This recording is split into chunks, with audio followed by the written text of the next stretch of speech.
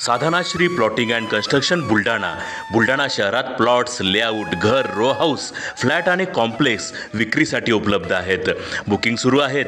Podar layout, Sadhanashri नगर Khondewadi, Jambharun layout, Shri Ramlalla नगर इथे booking सुरू आहेत. ऑफिस पत्ता आहे डॉक्टर लद्दड हॉस्पिटल जवळ, पार्लेवार बिल्डिंग समोर, बुलढाणा. आणि संपर्क श्री गणेश सिंग जाधव सर सातगावकर, कार्यकारी संचालक. Phone number 7385 46 66 66.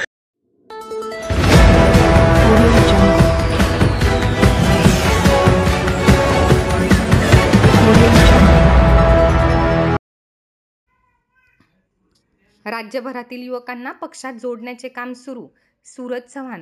युवक काँग्रेसचे प्रदेशाध्यक्ष सूरज चव्हाण यांच्यासह पदाधिकाऱ्यांनी घेतली पत्रकार परिषद.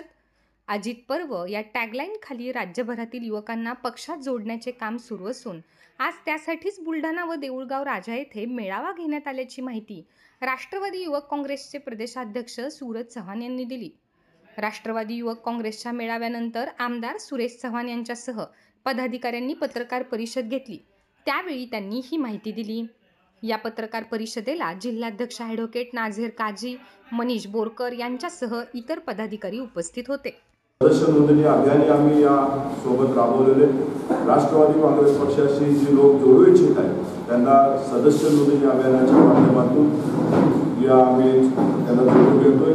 त्याचबरोबर युवा जोडूंच्या माध्यमातून अनेक तरुण आहेत जे राष्ट्रवादी काँग्रेस पक्षावर विश्वास ठेवून अजितदादांच्या नेतृत्वात काम करू इच्छितात. त्या तरुणांना एक राजकीय व्यासपीठ उपलब्ध करून देणे, त्याचबरोबर भविष्यकाळातल्या स्थानिक स्वराज्य संस्थेच्या ज्या निवडणुका आहेत त्या निवडणुकांमध्ये जास्तीत जास्त युवकांना संधी भेटावी, अनेक तरुण चेहरे पुढे यावे, या उद्देशानं ही युवा जोडो यात्रा आम्ही काढलेली.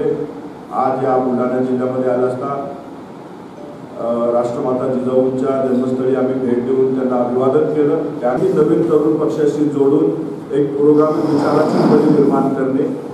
शिवशाहू फुले आंबेडकरांवर आमचा पक्ष काम करत आलेला आहे.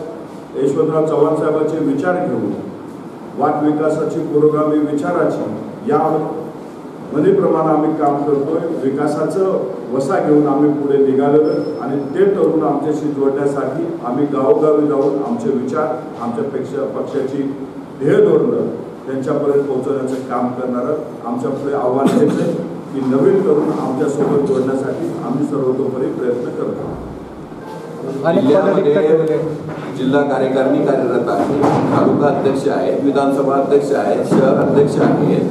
मी मगाशी आपल्याला सांगितलं का जे आरोप आहेत ते दादांत खोटे आहेत, त्याच्या खोलामध्ये मला जायचं नाही.